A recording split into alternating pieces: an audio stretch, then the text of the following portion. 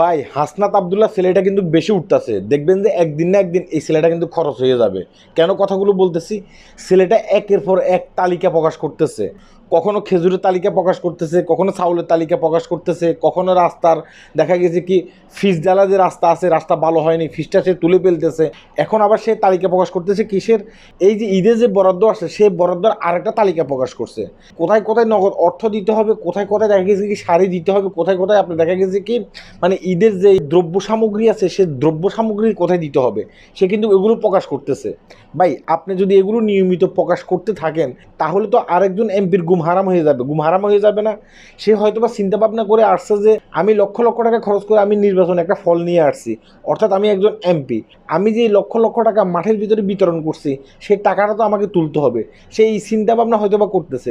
কিন্তু হাসনাত আবদুল্লাহর কারণে দেখা গেছে কি এমপিদের এই চিন্তা ভাবনা ব্যস্ত যাবে। পরবর্তীতে কোনো একজন এমপি, কোনো একজন মন্ত্রী হয়তো বা পছন্দ করবে না, একের পর এক যদি এভাবে হাসনাত আবদুল্লাহ তাদেরকে অপমান করতে থাকে, তাদের চাউল ডাউল এমনকি গোডাউনের খবর বলতে থাকে, তাহলে তো দেখা গেছে কি একটা সময় এই হাসনাত আবদুল্লাহকে খরচ করে ফেলবে।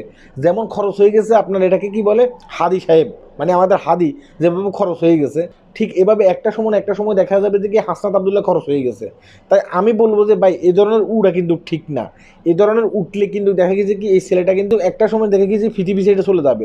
এই ছেলেটার বয়স হচ্ছে কম, আপনারা কেউ এই ছেলেটাকে একটু বুঝান। হ্যাঁ, তুমি এইভাবে উড়ো না, তুমি যদি এভাবে উড়ো দেখা গেছে কি অনেক বড় বড় শকুন আছে, সেই শকুনের চোখে পড়ে যাবে, একটা সময় তোমাকে খেয়ে ফেলবে। ঠিক আছে, তুমি এভাবে উড়ো না। আর আমি একটা জিনিস দেখছি কি এই ছেলেটাই দেখা গেছে কি রাস্তাঘাট দিয়ে যখন হাঁটতেছে না তখন একা একা হাঁটতেছে, সে কোনো বডিগার্ড নিচ্ছে না।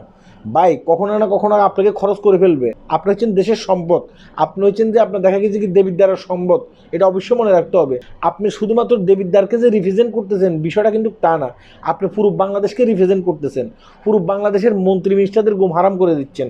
আপনাকে এটা মনে রাখতে হবে, এটা মনে রেখেই কিন্তু আপনাকে সামনের দিকে পথ চলতে হবে। আল্লাহ হাফেজ।